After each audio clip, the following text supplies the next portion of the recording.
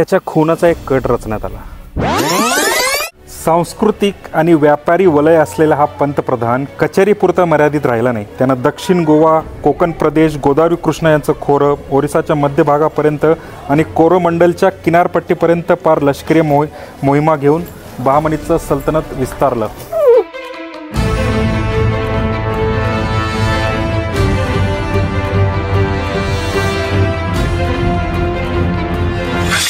गोवापर्यंतचा कोकण प्रदेश, गोदावरी कृष्णा यांच्यामधील प्रदेश, नंतर ओरिसाच्या मध्य भागापासून कोरोमंडलच्या किनारपट्टीवरून पार कांचीपर्यंत हा पठ्ठ्या लष्करी मोहिमा घेऊन जाऊ लागला। पहिल्यांदाच बहमनी राज्याच्या सीमा एका समुद्रापासून दुसऱ्या समुद्रापर्यंत पोहोचल्या होत्या। एवढा स्ट्रॉंग पंतप्रधान असल्यावर सुलतान सुद्धा दिमाखात वावरू लागला होता। त्याच्या खूनाचा एक कट रचण्यात आला। काही दखनी सरदारांनी ज्याचा त्याच्यावर राग होता त्याने एका सेवकाला दारू पाजून गवानचा जो शिक्का होता तो शिक्का एका कोऱ्या कागदावर मारून घेतला।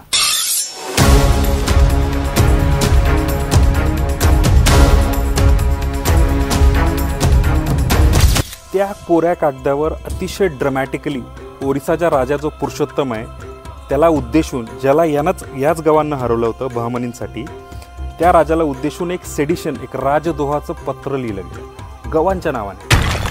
मी जरी माझ्या मालकाच्या मिठावर मोठा झालेला असलो तरी तुम्हास मदत करायला तयार आहे। त्यामुळे जर पवित्र अशा सर्व गोष्टींची शपथ आपण घेतलीत तर हे दख्खनचं राज्य आपण दोघात समान वाटून घेऊ। मी माझ्या क्षमतेनुसार, कपॅबिलिटीनुसार तुम्हाला सर्वतोपरी मदत करीन असं वचन देतो।